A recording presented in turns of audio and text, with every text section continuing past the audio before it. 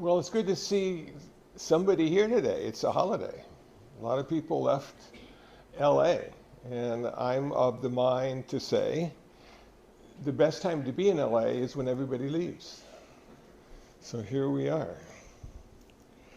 I was reading an article on CNN the other day, and it was an article about Oklahoma. And Oklahoma is going to start teaching in their schools the Bible and the Ten Commandments. And I thought to myself, church, state, church, but I don't live in Oklahoma. And that got me to thinking about the Five Precepts. Are the Five Precepts good enough? Or would the Ten Commandments be better? And then I thought to myself, well, who's in charge of the Ten Commandments? And then God came to mind. Now, don't ask me to describe who she is, because it's very difficult, but it's an interesting concept nonetheless. And there are Buddhists who believe in God. Not because of Buddhism, though. And then I thought to myself, well, how did we get the Five Precepts? Because we lack a divine lawgiver, not part of our religious model. And then I thought about the Buddha, the historical Buddha, who said, I only teach two things. I teach why we suffer, and I teach how to end suffering. And by following the Five Precepts, we can diminish and ultimately end our suffering. So if you're not a layperson, because a layperson has Five Precepts, but if you're a monk, you might have 227 or over 350, depending on your tradition. And if you're Jewish and the Old Testament, they have over 600 precepts that they take. How do you remember 600? And then I thought to myself, okay, well, 5 is a good place to start.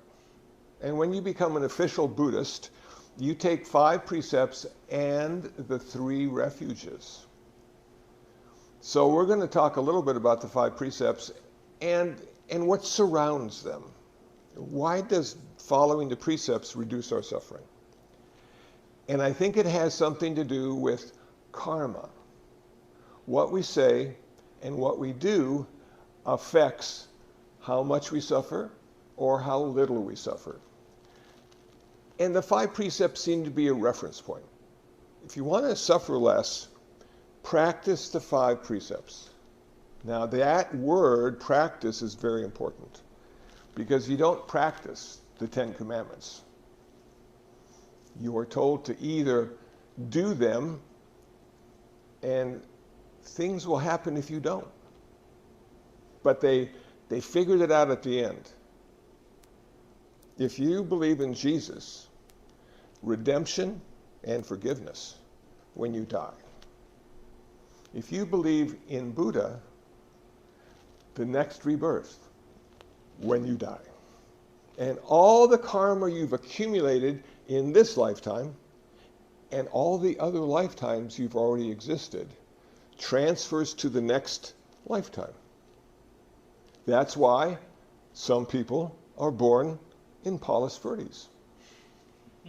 Hopefully not one of those 140 houses that are losing their electricity today.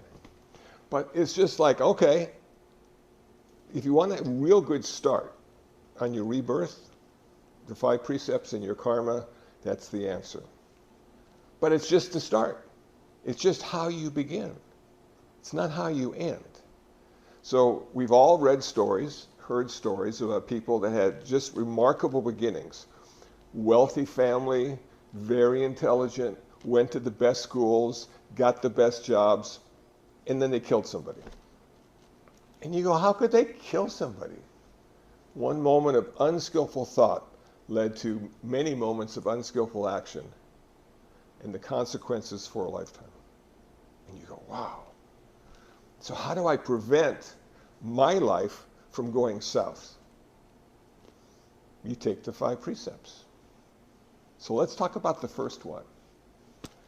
The first precept is, I will practice. Now, that word is really important. I will practice not to take life. So it's all up to you. You don't have to do it. If you don't mind suffering, it's okay not to do it. So what does it mean to not take life? I posted this a 5 precept article on my Facebook page today, and a woman said, does that mean we don't even kill insects? Question mark. And I'm thinking to myself, yeah, probably, but you're not going to start there. You're not going to start with the flies and the mosquitoes and the ants.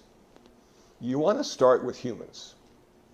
And you want to get up in the morning, and you want to have all this confidence, and you go out the front door, and you say to yourself, today, I'm not taking anybody out. And you go down the street, and you get in your car, and you succeed at the end of the day. And my gosh, does that feel good, not to take anybody out. Then when you get really good at not killing humans, then you start with animals. And there's like a lot of different kinds of animals. And sometimes, like maybe a leopard or lion, How can I not kill them? Well, it's pretty easy. Just don't get into their vicinity. There's no reason to kill a lion or a leopard or even an elephant. And, all these conservation people are telling us, don't kill them, don't kill them. And people still do. But they're not taking that first precept, are they? Now, when you get really good at not killing humans and animals, that's when you get into the lower forms, maybe not to them, but to us, of not killing the mosquitoes and the beetles and the fish and the flies. And, wow, that's really hard, especially the mosquitoes, because now they're carrying like this, West Nile's virus and stuff.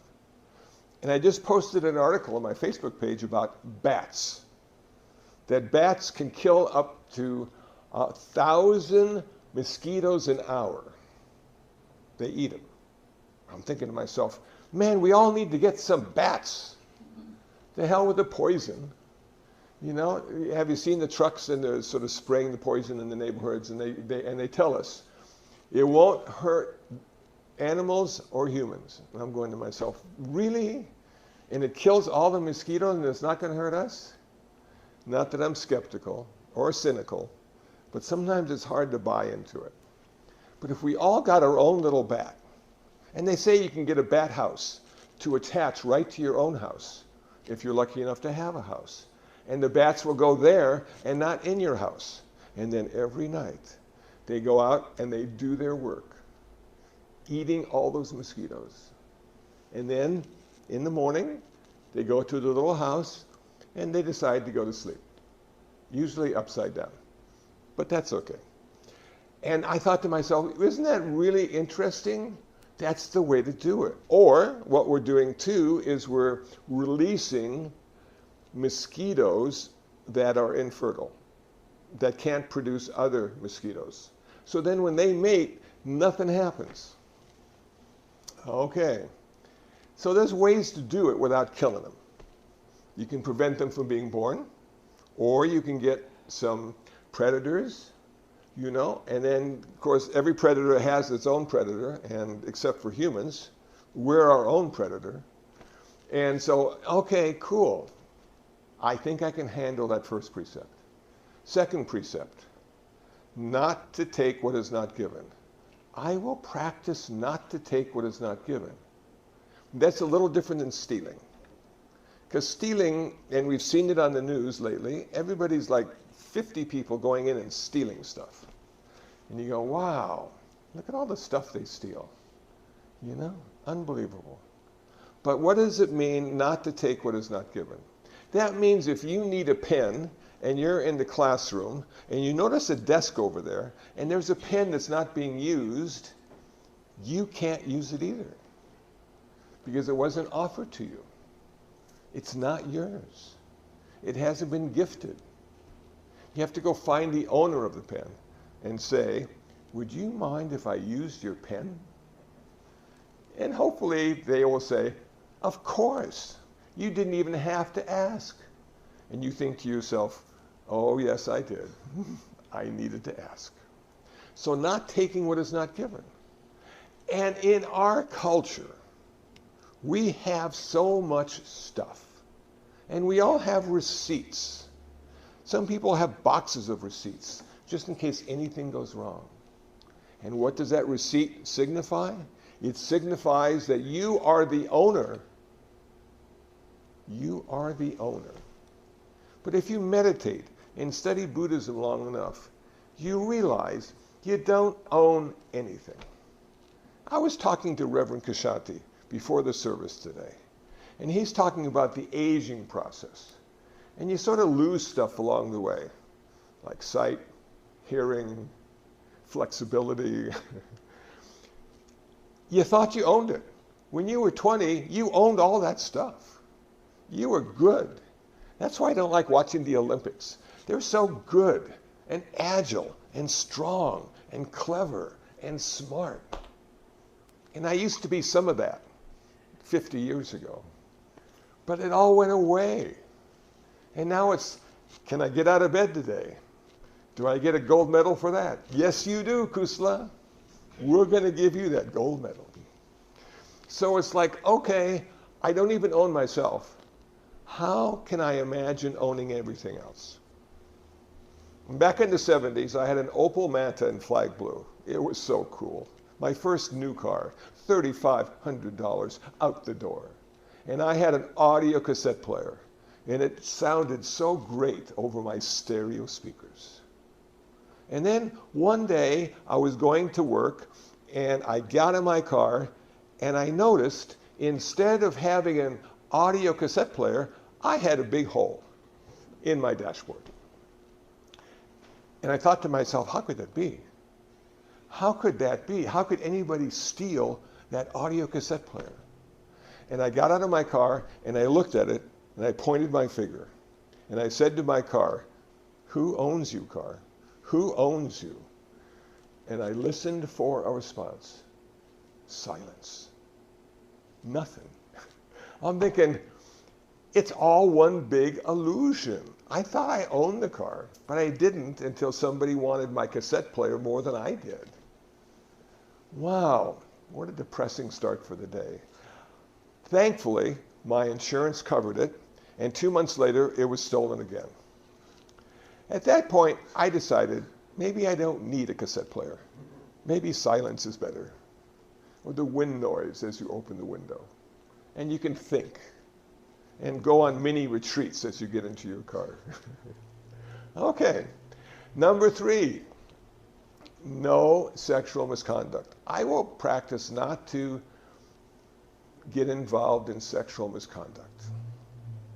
Now, I don't like that wording because I oftentimes give talks to high schools, and sexual misconduct, you know, when you're in high school, what does that mean? So I like to change it. Instead of sexual misconduct, is to find yourself in an intimate relationship with kindness. With kindness? Wow. Okay. Not even with love. Because love just gets so weird sometimes. People, they fall in love. They can't believe they got so lucky to fall in love. And a year later, they're getting divorced. You say, how could I have fallen in love? But if you fell in kindness with someone, if you wanted to be with them, if you wanted to share their life, if you had empathy towards them, not sympathy, but empathy, realizing that we're all in the same boat together and the boat's sinking. So can we be in a relationship that helps us grow and mature as a human being? That's how I like to think of the 5th precept. And it's difficult. And a lot of us go through a lot of things to get there. And some of us have decided not to go through those things at all, and because it simplifies life. But it's just like, okay, can I be kind in all my relationships? Maybe not even just in my intimate relationships, but all my relationships. Can I be kind? Can I have that kind of ultimate sensitivity towards my partner? And I think we can. I think it takes a long time. I don't know if being 19 is going to get you there. But when you get in your 30s, 40s, or 50s, you know, it's less about physical and more about emotional and mental. And having a partner that can share and understand. How many people understand you? We don't even understand ourselves. That's why people go to therapy. But to have a partner that says, I understand, how good would that feel? Okay, number 4 on the top 5. The list grows. Number 4 is I will speak skillfully. I will practice to speak skillfully. No false speech, malicious speech, gossip, idle chatter. That means you can watch TMZ, but you can't be on it. So, can we speak skillfully? You know, sometimes the words just come out, even before you think them. They're just out there. And the problem with being out there is you can't take them back. So you say something unskillful to someone, they're not going to forget how they feel about it. I posted something the other day on my Facebook page, which has become my primary form of practice. 3 o'clock in the morning. Oh, that's a good one, man. That's a good one. 6 minutes later. Nah, I don't think so. Okay. Anyway, people will forget what you say. People will forget how you say it, but they won't forget how they feel about what you said. Wow, I thought to myself, that's true. You know, as the older I get, man, I'm good for about 3 days. And then, what did you say 3 days ago? You know? But that's a blessing, my friends. Don't look at it as being a curse. It's a blessing. The older you get, the less you remember. And life becomes magical. Every moment becomes the only moment. You go, whoa, this is so cool. You know, you don't have to dredge up the old stuff and rethink it 1,000 times and wish you had done something different. Or you don't have to be scared or in a hurry for the new stuff.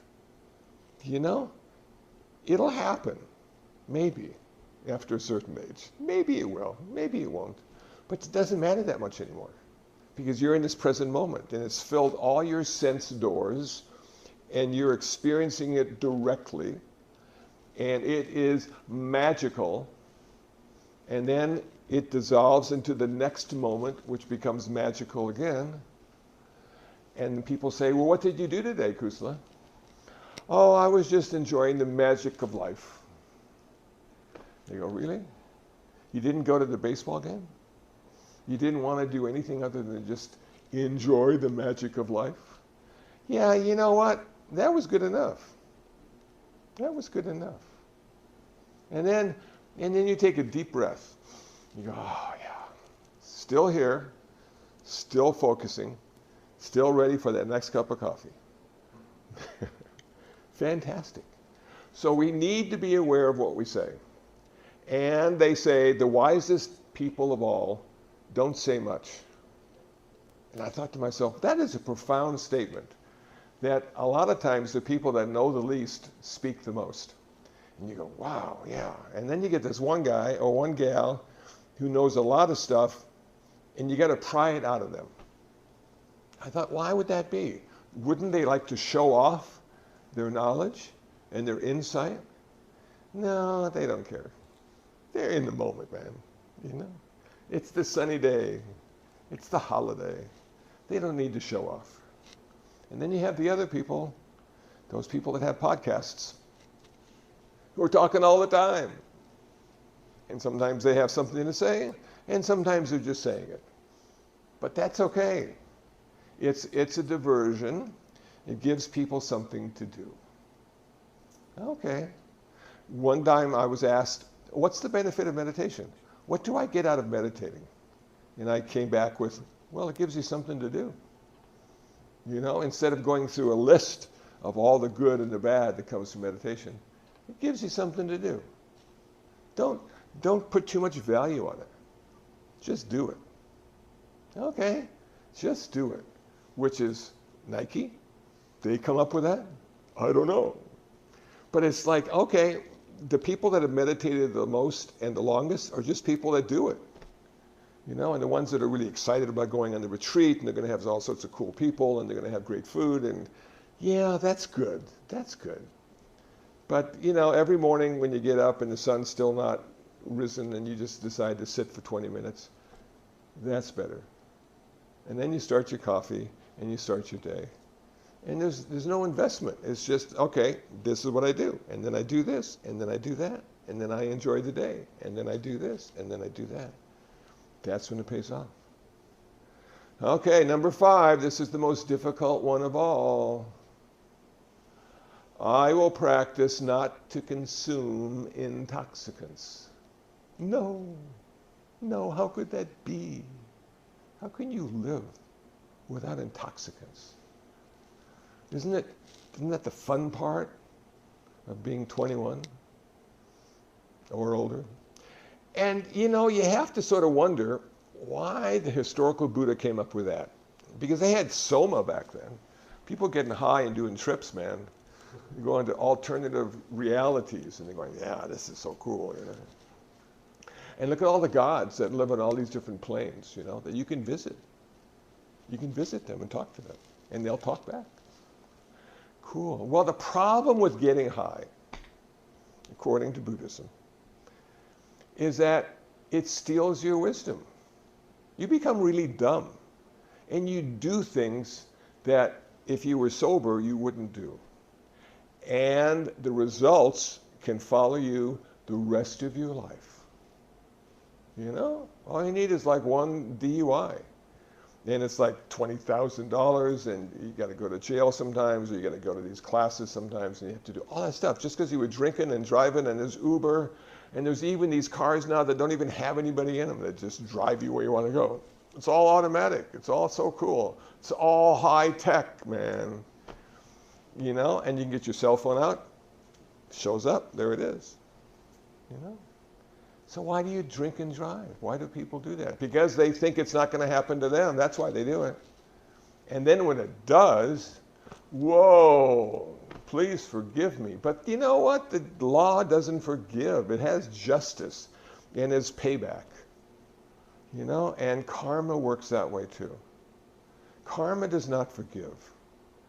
Karma has no ears if you plead with karma. Please, please.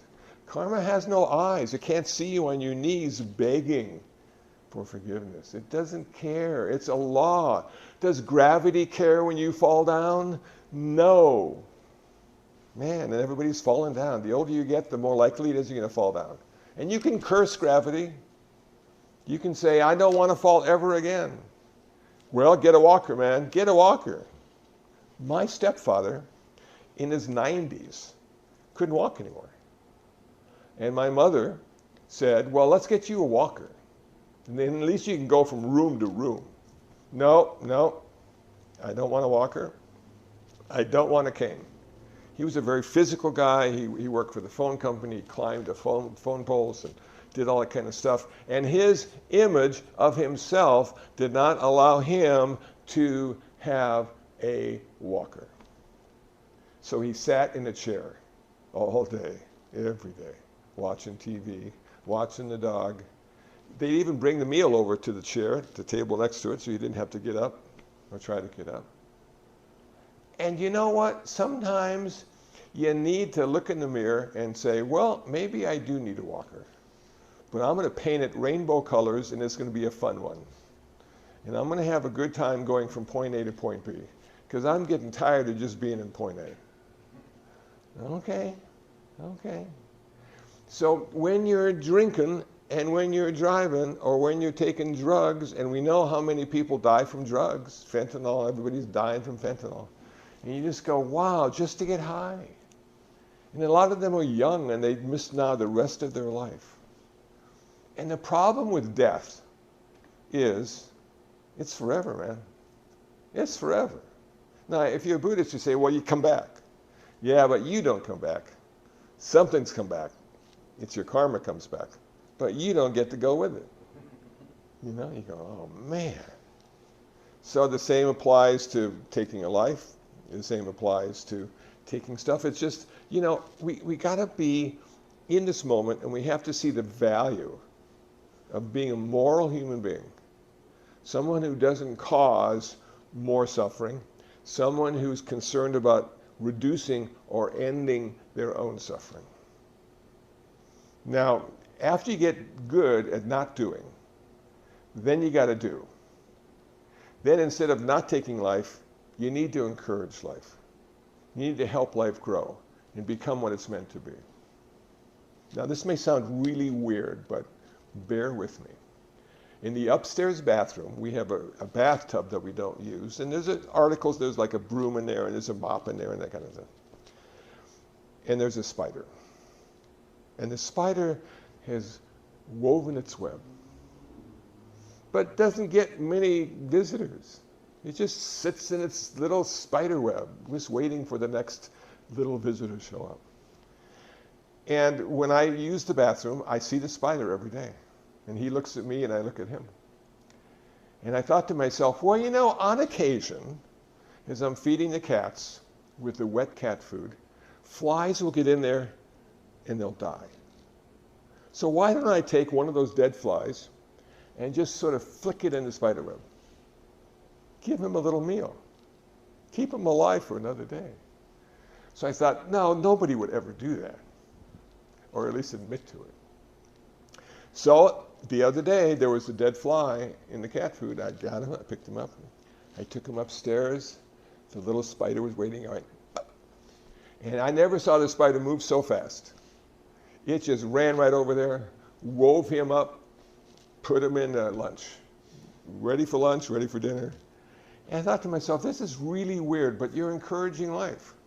And spiders are good. Spiders kill a lot of things that we don't like mosquitoes and flies.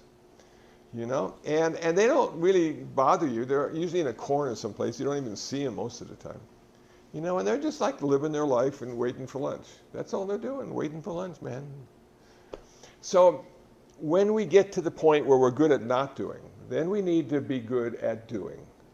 So encouraging life rather than taking what is not given. Maybe just practicing a little generosity. You know, a lot of people out there need some help. Doesn't have to be big.